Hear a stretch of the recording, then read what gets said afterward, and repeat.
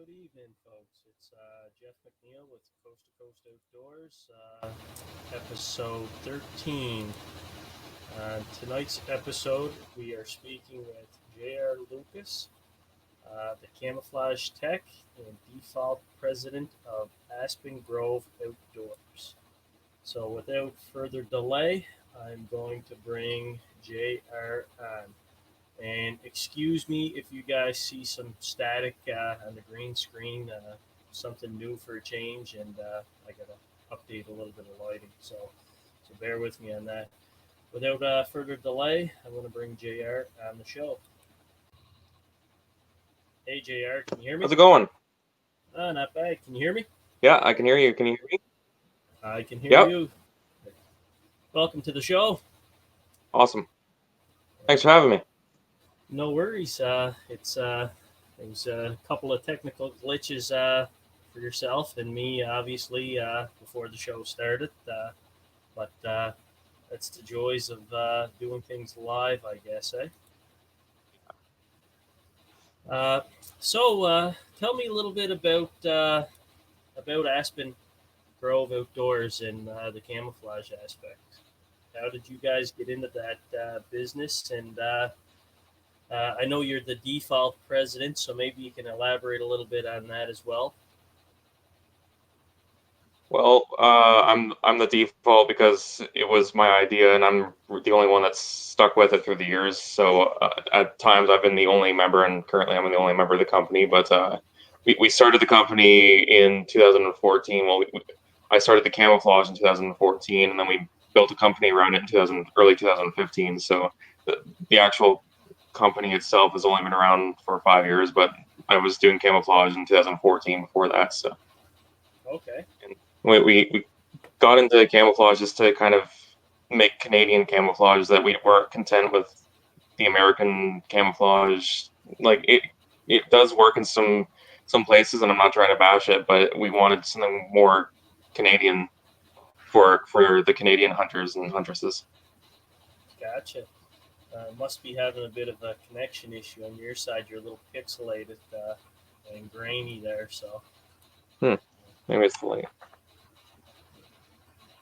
just for Better? viewers that are trying to. That's a bit better.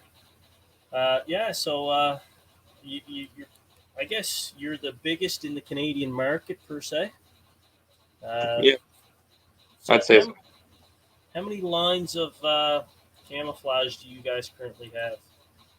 We have 32 different camouflage patterns on the tender for license right now, in four different series that you can look into on the website. That we have the Oblivion series, we have the True North series, we have the Zero series, and we have the Standard series. Which the Standard is just kind of the catch-all for everything that doesn't fit in the other series. But in we in those four series, we have 32 available to the public right now. Gotcha. I'm bringing up your website here now. Obviously, I'm sure you can see it just as well as I can. Yep. So I'm going to bring into the camouflage aspect there, and I know you have some unique patterns, and that actually blend in pretty nice with a lot of the Canadian outdoors. Obviously, I just got to figure out where I seen it at here before. I'm sure it was in here. Yeah. Should be So up here. There we go. So yeah, they're pretty 3D realistic looking patterns, I must say. Thanks. It's I noticed your logo as well, the woolly mammoth. Tell us a little bit about how you decided to go with that kind of a logo. Well, there's two reasons we went with the mammoth. One was because I I'd run a company before Aspen Grove called the Dungannon Tackle Manufacturing Company, which where I was trying to make and sell fishing lures, and that didn't go so well, and I ended up stopping doing that. But that was my mascot for that logo was the mammoth, and I when I started making knives in 2016, we would make well I would make knives with mammoth ivory and mammoth tooth and mammoth bone as the scales for the knife handles. So and that kind of stuff is economically important because it's actually a rather inexpensive raw material, but anything you make out of it is really valuable.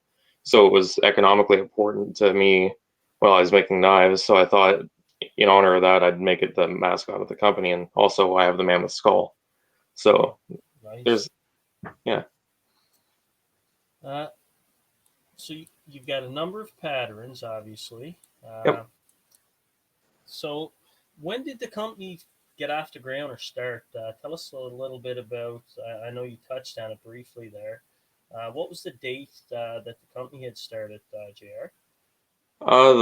The date the actual company started was sometime in February of 2015, and we never wrote down the date. We were in high school at the time, and we just decided to build a company around the camouflage patterns I'd been making, and we went from there. And then after, the company didn't really get going for a long time after that. It was we we we marketed a little bit, and we weren't really good at it. We weren't really practicing at it, and we didn't really know much about making camouflage at the time either. So the first 100 patterns I'd say weren't the best quality stuff that I've made for sure. But practice makes perfect, and as we started getting better, we started getting more attention for it.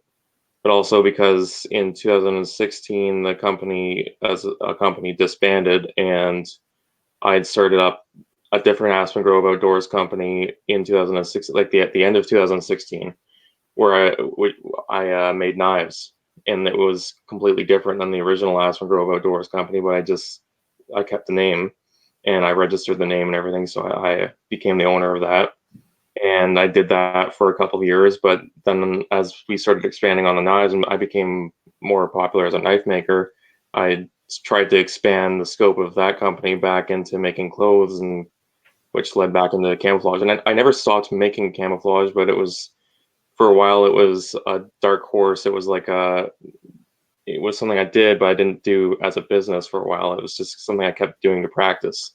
So when I came back into doing it around 2018, I'd made almost 400 patterns by then. So I was pretty Wow, practiced doing it. So that's over 400 patterns. That's very impressive. Now, does your company make all 400 patterns and sell them yourselves, or I know you mentioned licensing that you do a lot of licensing yeah, to other manufacturers, I'm assuming. yeah. Well, the thing with the 400, like the big numbers, like we're at 650 something now. It Wow. we say it when I say that, it's not that we have 650 patterns available. It's that I've made 650 patterns, and probably one out of every four of them is worth its weight in salt. Right? Like it's not a lot of these are dummy patterns or test patterns that we make to try out new technology and see if something a new idea about camouflage works, and test it out on see what kind of animals can see what. And we learn a lot about how animals see color acuity and contrast and motion too. We've studied that early on, and I continue to try to study that. It's not exactly scientific, but that's why we make so many patterns, is that we need to hone in the technology that we come up with. So but we do license the patterns. We keep about 30 to 40 patterns on the tender at any given time on the web, which is on the website, the catalog, so to speak. And then companies like manufacturers can browse through and license one, or they can license a series, or they can commission a new one if they don't see anything they like. Yeah, I believe I know we've had Amanda Mayhew on recently, and I believe she said that she's partnered with you guys as well on some camo. Oh yeah, if you scroll up a little bit and go to the Zero series, I think it is. Um, there's yeah, the fourth part. Yeah, there we go. And halfway down, there's the Mammoth Farm camouflage. That's the one that she's using right now on her Deceptive line. Yeah, that one right there. That's our absolute newest public available camouflage that we made. We made that in March. Well, beginning of March. We made it over the winter, but we released it in March. And yeah, so that's what all of her Deceptive clothing is coming out with now. So That's interesting. I know there's you know what? I didn't even know there was these other links here until you pointed it out. To be quite honest, uh, what kind of fabric are you using? Because I know with some, and I'm not trying to bash other camo clothing, obviously, but some manufacturers printed on cotton, and I know that after about 2 or 3 washes, it starts the camo loses its color, and it goes more of a cloud color white than anything. And that's what some of the bigger names that I've personally purchased uh, camo wise. So, is there any you guys ever have any issues with like that with your camouflage and people using it? I guess. not per se. Like I'm not sure what materials she's using. She's responsible for what she's having made, so I'm Oh not yeah, not sure. But yeah. I wasn't talking about the the Mayhew line or Deceptive line, but I was talking more towards just what you guys print off in general. Because I know, like I said, some other right. camouflage companies I've had issues with. It just seems to turn like a cloud color after a couple of washes, and that it's very hard to find a good style of camo. And when you do, like I said, it turns like a white Hmm. after. I don't know if it's just a material line or what. I figured why had you? You'd be the best guy to probably know the answer. Yes. So with that problem, it's probably a combination of the material is not perfect and the ink they use printing they use to print camouflage on the material might not be water fast. And from talking to manufacturers, that seems to be a trade-off that either it'll sun bleach or it'll come out and wash. But there's a middle ground that people haven't quite cracked yet, and I'm not really sure if there's an answer out there yet. I'm trying to stay on the cutting edge of things, but for the most part, I do try to stay out of the manufacturing side of things. I let the licensees have autonomy over what they want to do with my camouflage. Basically, they can do whatever they want with it once they license it. So it, I don't really have any dedicated manufacturer yet, but that might be something to look into, and definitely looking into preventing washouts from happening in the products for sure. Gotcha. Now, I see here we've got a comment here. We've got a viewer comment here from Trent. Shirts and sweaters hold their color very well. So that's good to know. Uh, Thanks for that, Trent. Um, yeah, he's with True North Game Calls, and they helped us start the True North series of camouflage. okay, So perfect. the sweaters and shirts he's talking about were stuff that we made up for them to promote at the time was their camouflage patterns that we made for them. So I believe they're polyester is the Okay. material they are. That was a Um, couple of years ago, so I'm not sure, but I'll look I'll be that up. quite honest. I'm very impressed with some of the different style patterns. There's more patterns there than what I realized when I first brought it up there a couple of days ago and went over the website. I didn't think to click on the other links. Uh,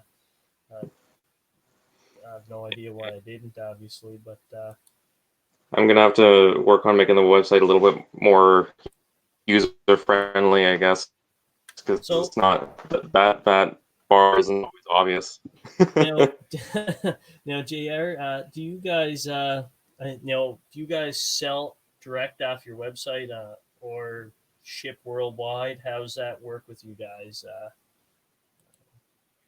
No, no, we don't sell direct off the website. We never really had a web store set up because we don't have any physical products to sell. It's just the licenses themselves, which and we tend to only deal with Canadian entities. Gotcha. That's if it's a philosophy, that's my philosophy is that I'm making Canadian camo and I'm going to license it to Canadian manufacturers and clothing companies and outfitters and That's keep it in the awesome. country. So Keep it at home. yeah, Obviously, that's originally that's how this podcast started. Believe it or not, a lot of people heard that preach time and time again, but it just seems to be we've grown to the point now where we've got a lot of interest from viewers south of the border. So it looks like we're going to be taking on some southern folks as well for our viewers to enjoy, obviously. Um, sure. so if manufacturers who want to contact you for licensing of your camouflage patterns, how may they go about contacting you? Obviously, They can contact us off the website, or they can contact us even off of social media. Like I run all the social media for the company at this point, so it's me you're talking to on there. So if you want to get a hold of me, that's an easy enough way, or you can email us through the website, or I don't think we have a number listed right now, but yeah, I didn't see a number there and whatnot. no, I know some people I see here that they can contact you via Facebook, Instagram, uh, email, LinkedIn email. obviously, and you've got a YouTube channel there as well. So you've We, got we a have a lot. really neglected YouTube channel. Got to Hey, get you some content on there. got to start somewhere, I guess, right? Yeah, Can't keep up with it all when you're doing it with a bare bones crew. Uh, yeah. so, do you make any custom styles, if asked, or keep like Yep. custom branding and all that as well? So you do that, eh? Yep, that's actually one of the main draws to my company over other companies is that I will provide that service openly. Like you can come to me and tell me you want a camouflage that looks like this, or it has list off a bunch of tree species or something like that, or you want it to be this color or that color, and I'll make it to specification. And Now, so we offer that service for sure. if somebody came, now you mentioned there, if somebody came to you with obviously their tree species, they want to say hardwood or birch or pine or jack pine, what have you there. Now, what happens if somebody wanted to supply you with a picture to go off of for that style of camo? Could you replicate something like that for them? Absolutely, yeah. That's a way we've gone about it in the past, and that's where we've been doing that with some clients recently too, where they've sent us pictures in, and we sometimes we're not always replicating the exact picture that they send us, but they just send us a picture of, well, here's what my forest looks like, because maybe they don't know about what tree species there are, and I'm in the forestry trade, so I'm good with trees, and I can kind of analyze the picture and say, okay, those are red pines or white pine. Like I can pick apart the forest from the picture and then make the camouflage based on that. And yeah, That's awesome. I know a lot of our viewers are probably going to be very interested in that fact, just based on the aspect that there hasn't been too many out there that offer that service, and it seems like you tailor it specially for what the manufacturers want or the person, obviously. absolutely. Uh, how big of an order for the say the backyard guy that's got his hunting buddies and that may want something done, Jr. Uh, Um, that's where it gets into the tricky part because it's like, well, what do you want done with the camouflage? It's like the the reason we work mostly with manufacturers is because they're the ones that can actually put up the money up front to buy a run of apparel made with that camouflage in it, and that's what they would use it for. But if we're just looking at one user who wants, say, a sweater and a shotgun wrap or something like that, that's where it gets a little tricky because it's not always cheap to get stuff made one off. yeah, And it is. so we try to help out as much as we can with that, but there aren't a lot of options for single run custom stuff. Gotcha. So that is the tricky void, especially in this country, is that there's not a lot of print on demand, and there's not a lot of print on demand people out there that do that right now. So if And anybody wants to get into that business, that's a good business to get into because there's demand. But it's I figured I'd ask because I know some guys there that, as they say, they got money to burn, right? So they like having the one off, obviously, and they don't mind the cost that is incurred, obviously. And then you've got the odd group of guys there that'll go out, guys and gals, obviously, they'll go out, and if they can customize something for their hunting party on a moose hunt or something like that, they don't mind spending the, the money, obviously. Uh, yeah, yeah, and we've worked with fishing game clubs before and things like that nature that are they're not really trying to make it big in the retail side of things. They just want something for them, something unique for them, and that's fine too. Yeah. Perfect. I see here Amanda Lynn Mayhew. Hi guys. Hi Amanda. How you doing? Aspen Grove Outdoors Rocks. Thanks for watching, Amanda, and thanks for the support. We had Amanda on for episode 10, and she was a great sport. And I'll tell you, she's good at what she does. Yep. She's all round great from everything, I guess, in her line of work and business, obviously. So, uh, thanks for watching, Amanda, and thanks for supporting. So, JR, I've got a couple other questions here. Uh, what would be the best selling style, and do you have pro staff? Yes, we have pro staff. I'm not sure I understand the question. The best selling style. I guess would it be Oblivion or what style of Oh, camouflage? I got you. I thought, yeah, I misunderstood. So the best selling pattern that we've made was Oblivion for about almost 3 years, and then right now Mammoth Farm is more popular than Oblivion. We do polls every year or so to figure out which camouflages are best camouflage and which one people seem to like the most. And right now, Mammoth Farm has really surpassed every other pattern so far. So it's by far the most popular. But then the second one would be Oblivion, and that's been the most popular for well, ever since it was made in 2018.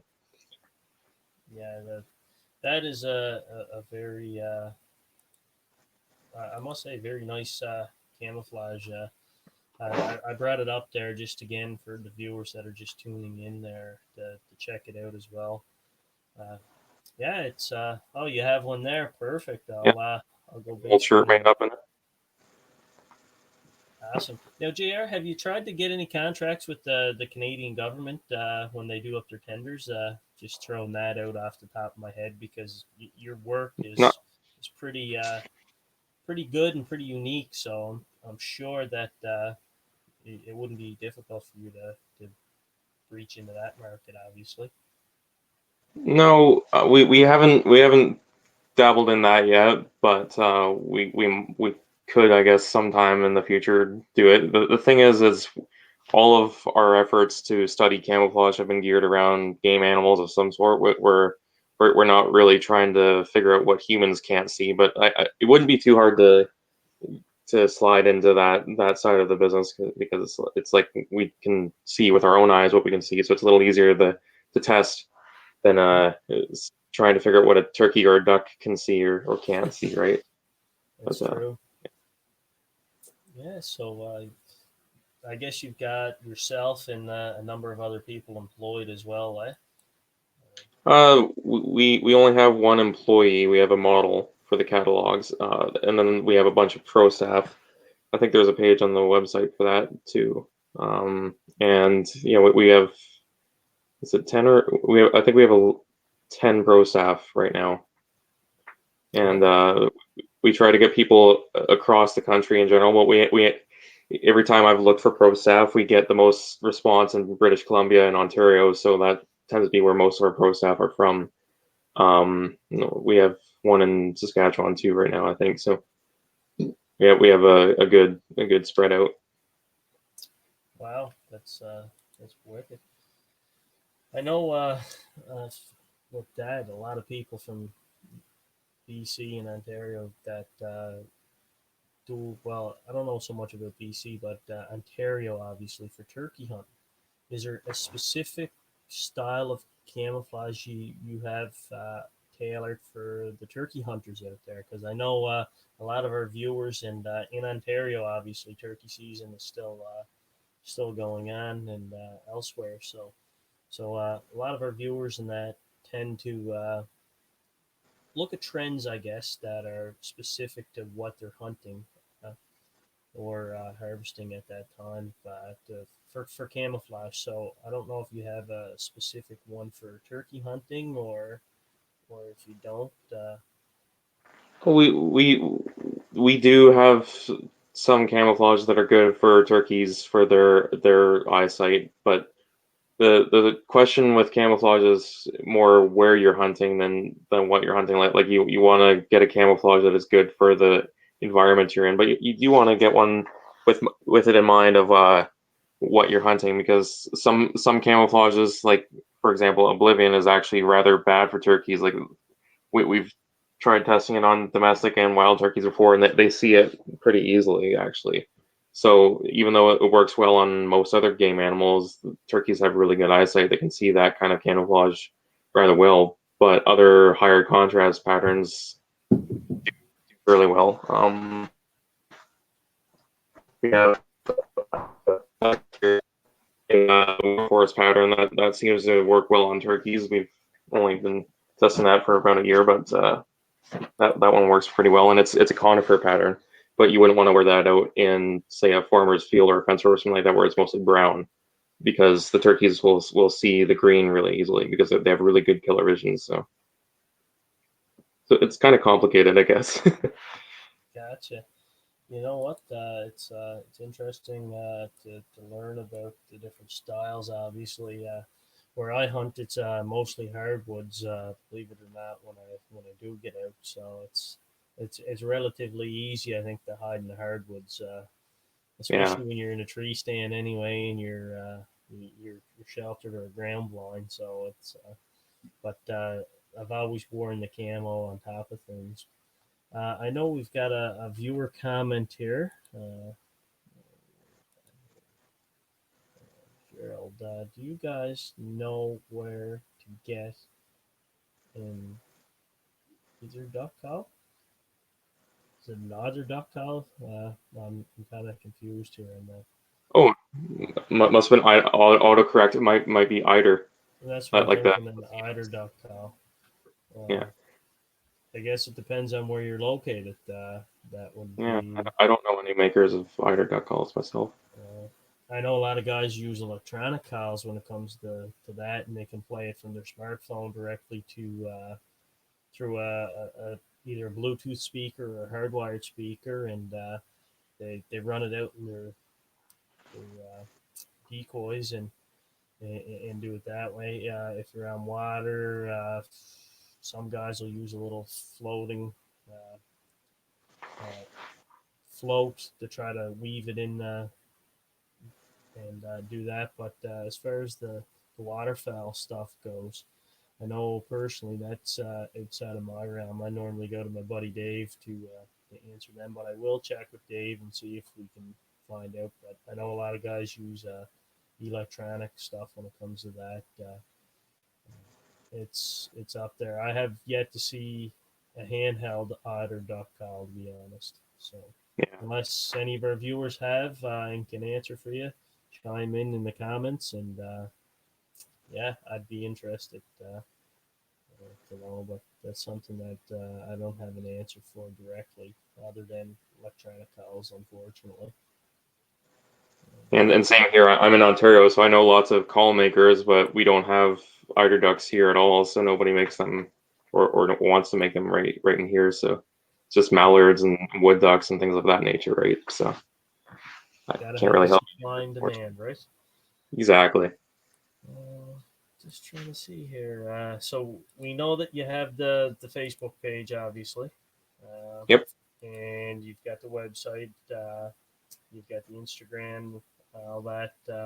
for people to contact you? Because I know there's going to be some people that are going to reach out and require or ask how they go about a licensing deal or what have you, which is great for you if that comes to fruition. How has the whole COVID-19 affected what you guys do? Has it slowed you guys down any? Uh, Not really myself, no. Because I live on 100 acres of forest, I have the access to the trees and the animals and everything myself at home anyways, so I never needed to travel anywhere to make the camouflage. I did sometimes travel to make camouflage when it was necessary, but now that I have everything in the camouflage mill filed away, I don't really need to travel anywhere to get new materials. And as for the business side of things, we haven't really noticed any decrease, and frankly, I kind of think there's been an increase in business just a little bit because people are more in a planning phase of business right now because nobody's doing much right now. So it's a good time to plan and get things thought ahead of time and then maybe work on projects for later. So that's definitely a And good time for that. it is. I've heard that from a lot of people, Jr. That COVID actually seems to help their online businesses and whatnot flourish a bit better. I would have thought that it would have hurdled, but it's great to hear nonetheless Mhm. that that it has helped. Uh, so yeah, I'm just looking here now at the website there because you flew through the number of questions that I've had, obviously. So it's uh, it's got me here because normally I plan for about 8 questions, 6 to 8 questions to run me close to an hour, obviously. So I'm just going to bring up the website here again. I don't know if it popped up here or not. There we go. So and we'll just go through the website there, and you can explain a couple of things for me if you don't mind, just Sure. for our viewers and that, because although this is virtual here, some of our viewers on Apple Podcast, Google Podcast, and Spotify will actually hear this as well, and I'll have everything copied over, obviously, for them to listen on our on air podcast as well. So for them viewers there that want to check out the website, it's aspengroveoutdoors.ca, and you can check out a number of his camouflage products. So So, do you? I know you mentioned earlier that Jr. that you did the knives and that. Do you still do the knife making as well, or have you stopped that altogether? And if We so, how can people reach out to you to purchase a knife? we don't do the knives anymore. We phased that out in the end of 2018. We tried to do. It was kind of ironic. We tried to do one last Hail Mary project with knives where we contacted a large knife boutique manufacturer where they would a factory that would make knife blanks at en masse for wholesale, and then they sold ownership and we couldn't get our order through, so we just decided we're not going to try to make knives anymore anyways. We thought it wouldn't be good for the brand to focus on a lot of different things at once. We wanted to focus in on the camouflage and go with that instead as our main thing. So we kind of sacrificed knife making in lieu of that, and I don't regret it because knife making is hard, and if you can do good at it, you're pretty good. But we weren't the best. I've it's knife making is hard, especially if you're doing one offs Hmm. and you're not doing the blanks. I have a close friend here in Bedeck who who does knife making, and he's a blacksmith, and it's it's an art that's nice to see people get back into, but if unless you're planning on doing a huge production line, it's a difficult thing to get into. It is. Uh, I've brought up, I believe, what is your pro staff here, Yep. uh, and we're right now in your section of the pro staff, Yep. obviously. The my bio There's the partners. There's True North Game Calls and MB Motorsports. So And True North is Canadian, correct? yep, yeah, they're just they started just down the road from me actually. I went to high school with the founders, so yeah. Oh, well, maybe I'll have to reach out to them and see if we can get them on for an episode as well. Uh, Tell us about their cows and the process. Yep, they do Yeah, good work. well, that's hey, I haven't seen their products, so I'll have to check it out and see how things are with them. It's To be honest, JR, I've seen you guys on social media a lot, but I haven't seen like it promoted a whole pot for you guys. That was my big thing when I first seen you guys on. Actually, I seen you guys on I believe it was Instagram at first, and then from there we started chatting, and the way we go, we you come on the show here. But other than that, I'm on the East Coast, and it's the first time I've heard of your brand and company, obviously, which is Yeah. kind of shocking because there's a huge network of us guys, and we normally chat about things and camo and guns and fishing gear and the whole 9 yards, and it's like, okay, well, we never heard tell of these guys, and you know what? It's the small guys that need platforms to get their names promoted out there to get them off the ground a little bit faster. And Absolutely, and we haven't really any established any network of people that we know out in the East Coast either. We have a big network in Ontario and BC and to a lesser extent in the prairies, but Eastern Canada we haven't really gotten our name out there much yet. So that's probably one well, of the least places we're known.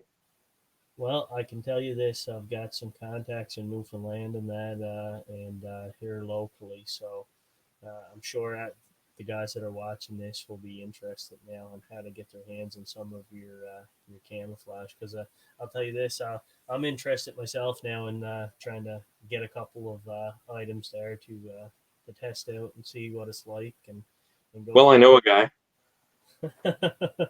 I apparently know a guy now too that's local within Canada, so it's nice to support guys that are grassroots, obviously, and in starting out. It's As you can see here in the Coast to Coast Outdoors podcast, we started with a lot of grassroots people, and to this day we still continue, and we've had some predominantly big names on the show relatively quick and early on, and it's been great to have the support that we've gotten. So, but again, That's one thing I love about the industry is like the biggest names in the industry aren't too big to talk to the little guys either, and that's what's so uplifting about it is everybody's friends here, and that's because we yeah, all share the same lifestyle and same hobbies and passions, and it's and it's good. that's the big thing. We all got a common goal, and like everybody Absolutely, has a part in playing when it comes to the outdoors, obviously, and you play a big part doing the camouflage, obviously. So that's a huge sell in itself. So we hope that a lot of people will see what you guys are doing and I hope so reach too. out. And it's it's huge, right? And I know I know a couple of guys there that are pretty big in with a national organization, and I'm going to put it in his ear there to reach out to you guys and see if. And when I say custom order, it's not going to be a small custom order if I could get something worked out. So I'll try to bridge the gap there for you guys and let Terry know to touch base with you guys and see what can come out of it because I know Absolutely, appreciate that. they hold a lot of banquets each year and yeah I'll leave it to that effect obviously. So I think I know what you're talking about. yeah I'll uh, I'll try to bridge the gap there and uh, shoot me your contact details. You got my stuff there, and I will gladly hand that off to Terry and them and try to get something bridged there for you guys. And hopefully a nice run. It might be a custom run though, but nonetheless, it'd probably be a big order. So I can't guarantee anything, but I can at least open that channel there for you guys to try to grow that way. So, I appreciate that. Thank you. well, no worries. Like I said, if there's anything I can do, just reach out.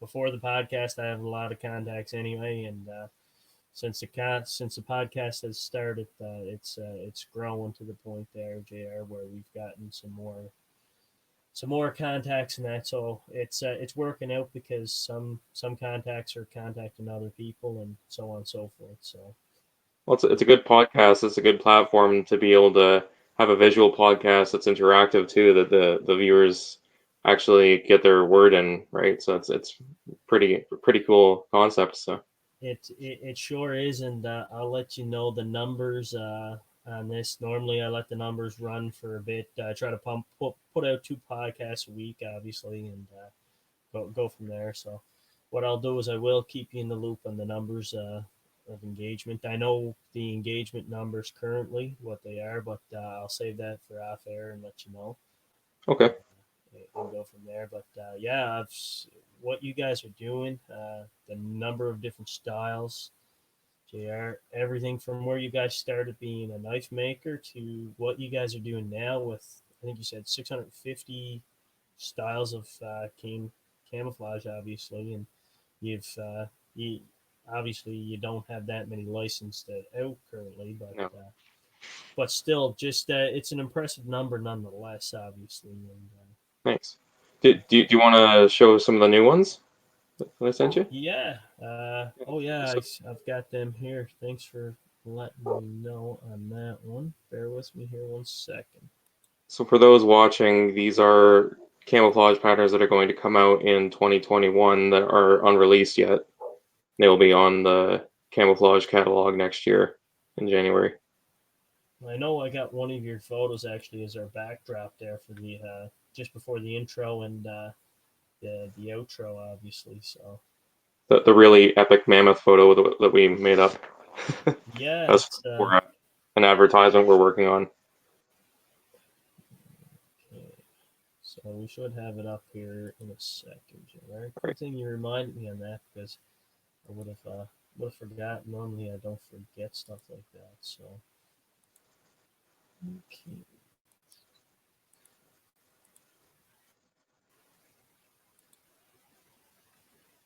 okay. So we've got. I guess this is the beginning with That was the humble beginning of the knife company when I started in 2016, just making up one-off things, and we actually had 2 locations to sell knives. We had a butcher shop and a restaurant, so it's kind of we had a really small market at the time, and that was the box that I sold knives out of at the butcher shop. oh, With the wow. that's So our you old must have logo. did some throwing knives as well, did you? Those weren't even mine. They were just there for the picture. They're just I think they're Browning throwing knives or something like that from Cabela's. But the other 3 knives were ones that I made. Gotcha. Uh, so And there I am with Mammoth. this here is one there that you owned. I'm assuming Yep, you said you had that. yep. How I how does do. one acquire something like that now? Fill me in. So there's a few ways to get a Mammoth. There are fossil dealers in various locations throughout the world. Mammoth products in some locations are banned along just to try to hold down the elephant trade, Mhm. because some places they don't want to risk elephant products being passed off as mammoth products. So in the states and I don't quote me, but I think Quebec, you can't get mammoth products. But the rest of Canada, Scotland, Finland, Russia, and Alaska, you can get mammoth fossils from people that directly find them, or you can get them from fossil dealers.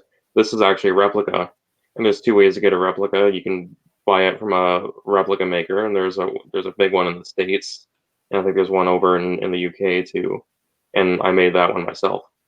Oh wow, jeez, that's something. Here's one of the, like I said, the photo there that we have is the backdrop, obviously.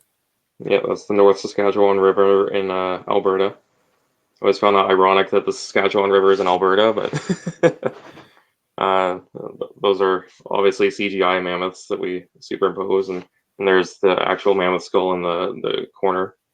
That's yeah, sitting there. Yeah, so that we made that image up for a commercial we're working on doing right now that we're going to have sometime in the summer. Just another way to help spread the word about us. It's eye catching, I must say. Uh, your It's logo, obviously. yep. Tell us a little bit about this. So this is a big announcement too because I've kept this really quiet for the last 5.5 months. I started this in December. This is a book. This is a novel I'm working on that goes through history, and it's not a historical detail of hunting methods, but it's about the experience of hunting throughout the ages. It's about what has stayed the same through thousands and thousands of years of human contact with hunting. And I thought that was really interesting when Jim Shockey was on the show, on your show, and he had said the hunting gene. And he talked about how he thought there might be a hunting gene, and that really resonated with me because it's like, well, that's probably rather valid because humans are so entrenched in the lifestyle of hunting. It's so fundamental to what we are as a species, and this book is meant to kind of espouse that and bring that to people's attention that in a lot of ways things have changed, but in a lot of ways the things are the same, and things are always going to be the same with hunting in the outdoors lifestyle. And so there's 12 story there's well 12 chapters that go through 10,000 years of human history, from mammoth hunters and South American jaguar hunters and Great Plains, and even cannibalistic things in the humans past that we've gone through in that book. And I'm about a third of the way through finishing that one. So Gotcha. Well, do you plan on selling the book locally, or you plan on trying to get it into like chapters and Indigo books and we're gonna stuff we're like gonna that? try to go as big with it as possible. I'm getting ready to work with a publisher called Ingram Spark, and they do self-publishing, but they are partnered with a lot of the big bookstores. So we're gonna get it made hardcover to start with. So Perfect. that'll be good. We're looking at getting it. I'm looking at getting it done by November 4th. Perfect. Hope to get my hands on a copy of it and read it. And sounds intriguing, to be quite honest. So here's one of the newer camouflage Brand items. new. So there's that's the Kodo one. That's one of our prairie camouflages. We don't have many camouflages made for prairie environments or wetland environments. That's our Achilles heel as a company. I would say we don't have a lot of marsh and wetland and grassland camouflages. We tend to go towards forest related camouflage of all sorts because that's what I'm used to living in. So naturally, that's the easiest stuff for us to test and for us to make. But we've been working with some people on this one for almost a year now, I think, and Okay. we've been trying to hone this one in and get it good to work for grasslands and tall grass prairies and mid grass prairies and even hay fields and stuff like that too. But it's really geared towards the western provinces for sure. That'll I know Alberta and Saskatchewan would love something like that because not only are they big in the wetlands out there for duck hunting, but they will farm fields and coyote hunting. Absolutely.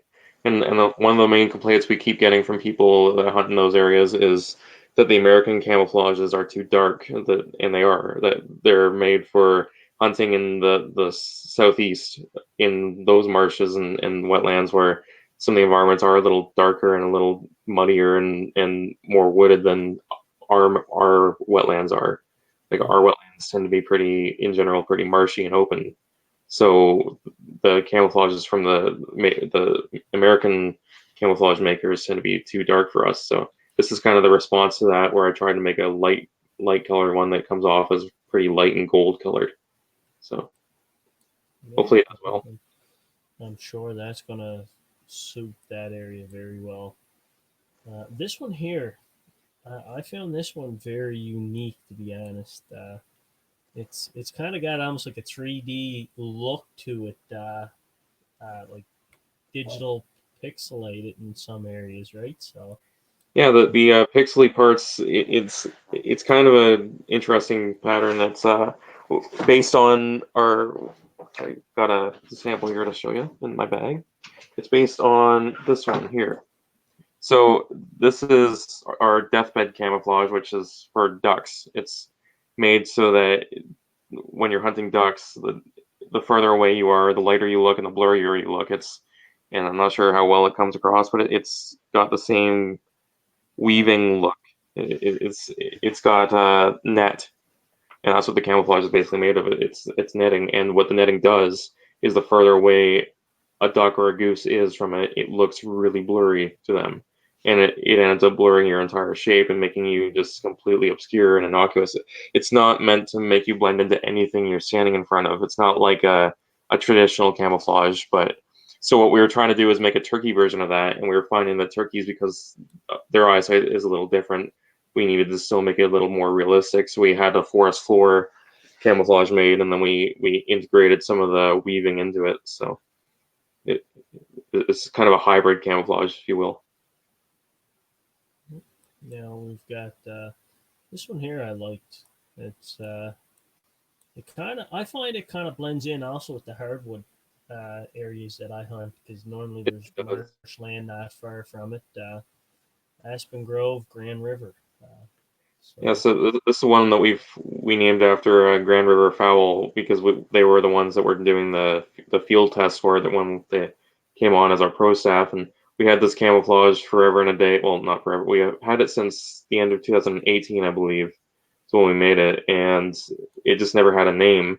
So I thought, well, after a while or so, I wanted to name Grand River in honor of them for testing it. So and that kind of ties into with some of our other marsh patterns, like Conroy's Marsh is named after an actual place. So this is an actual place too. So it's a geographical name, I guess, but and it's pretty versatile actually. It would definitely work in a hardwood. I can see how it would work there, but yeah. here's a question I've got. Now maybe you can answer that. Here on the East Coast, we've got a lot of waterfowl hunters that are around cliff edges, and so you've got a mixture of sand, you've got a mixture of cliffs, you've got some rust color runoff just from the cliffs as well, and it's kind of a rugged, rough around the edges kind of spot. Some guys will set up a blind there just to blend in. Do you have any styles of camouflage similar to that environment that are hunting like directly on the ocean? So you've got the cliff, you got the ocean. Uh, the, any patterns for that? I know I have yet to see any patterns for waterfowl hunters that are in that kind of environment. JR. It's funny you mention that, because we are working on a couple of patterns that would be good in that environment, but we don't have any to show right now. But it's definitely coming, and if I had them done, I would have sent them to you, because that would be something cool to talk about. But yeah, we're working on some really rugged rock camouflage, and that blends into our rock candy camouflage, which you might not have seen if you didn't check out the Yep. standard series on the website, but. It's we've had some complaints that it looks too much like two different kinds of camouflage that are not ours. It looks Some people say it looks like true timber strata, and then other people say it looks like stone camouflage from Europe. And it's kind of in between, because true timber strata is completely abstract and not meant to be realistic, and stone is like a photo of a rock. So we're in between there somewhere, and we don't want to step on anybody's toes, so we're trying to change the way that camouflage looks. So I've been working on making a really rugged looking, jagged 3D rock camouflage that would probably work well there. Yeah, it's gonna Gotcha. look a lot grayer, like a lot dark and rust colored and granite and yeah. Perfect. Yeah, no, because I know the guys around here and the guys over in Newfoundland obviously would love something like that if they could get their hands on it. Uh, so we've got the Mammoth Farm, Canada's favorite camouflage. Yeah, so that one's really taken off. It's not well, it's the newest one that we've released on a tender, and we put it on tender and on March 1st this year.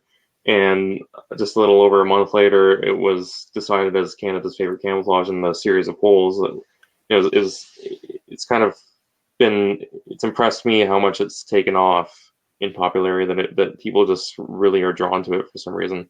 And I'm trying as much as I can to put my finger on it because it is really photo accurate in some ways, but it's also from the creator's perspective, from the eye of the beholder, it uh, it doesn't it's not a big step ahead of patterns like Mazenod, but um, people seem to like orange camouflage, and it's really orange. So I'm thinking that's probably it.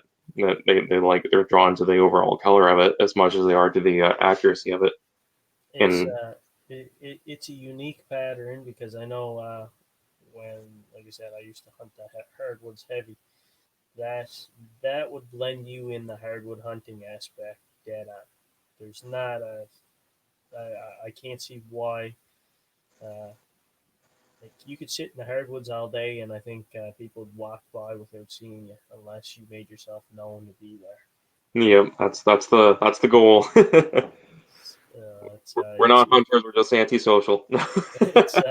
it's it's a nice camouflage pattern, and you know what? I may look at getting that pattern. Yes, it's it would suit the area that I frequent. To be quite honest, I don't want to say too much on that because I know there's a lot of guys that watch my podcast there, so try not to give away any locations. Yeah, absolutely. We've got This this True North Frontier Camouflage. yes, this will be probably the last True North camouflage in the True North series. We wanted something that was a tundra pattern, like a pattern for hunting, like say caribou or sheep in the north. It blends in with the moss and the rock crags and the Leechings, small northern vegetation. the Leechings look, eh? Yep. So some guys call it the old man's beard, I believe, as well. But yeah, no, that would be bang on for caribou and goat hunting for sure.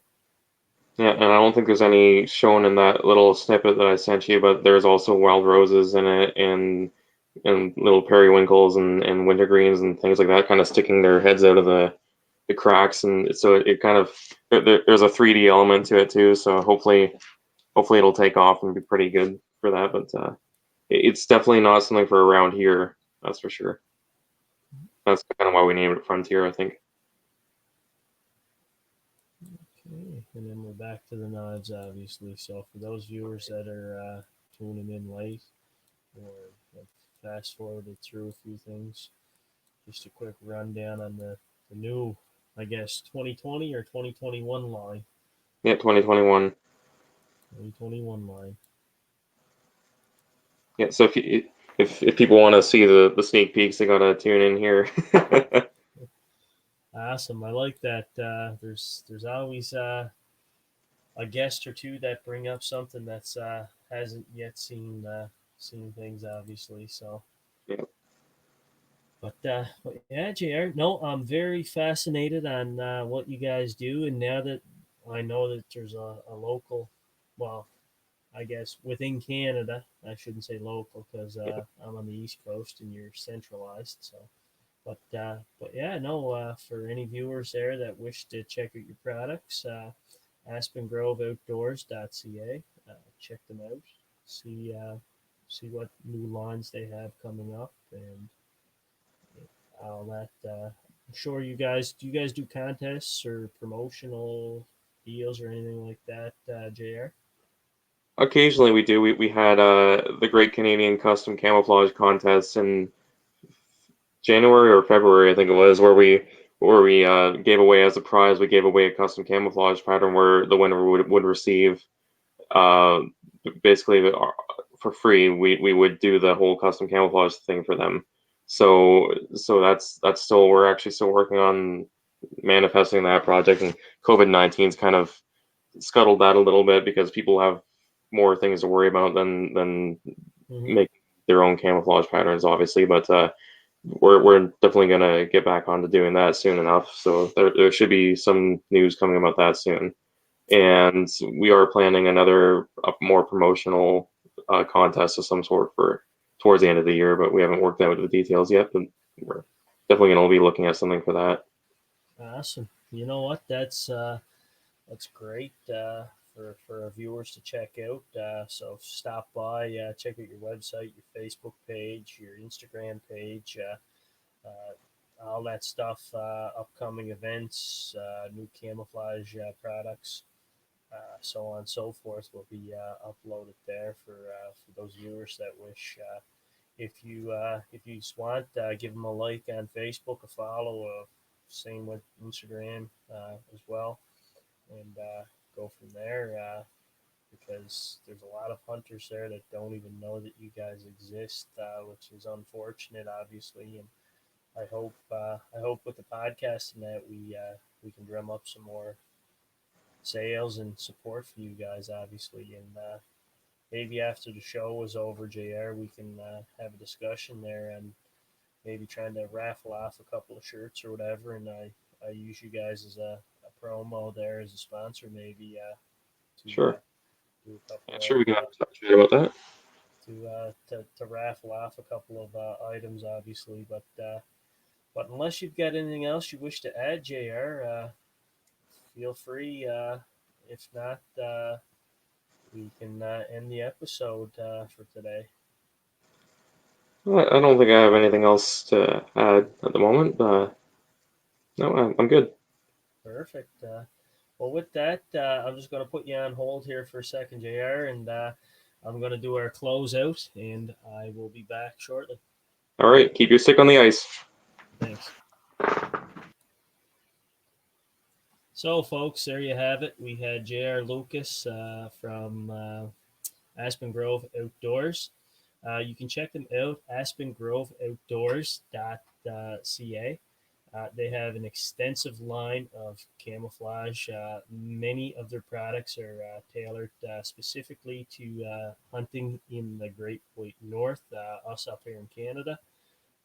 Anybody that wishes to check them out, like I said, check them out. They're on Facebook, they're on Instagram.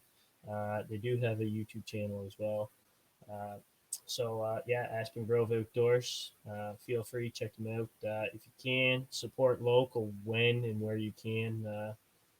Guys like that, small business, they could use every little bit of help they can, obviously, and support goes a long way. So, folks, that concludes our episode uh, of Coast to Coast, episode 13, obviously. I'd like to thank JR for coming on the show, and I'm sure we'll have him back for a future episode without a doubt. So, until next time, tune in then. Have a good one, folks.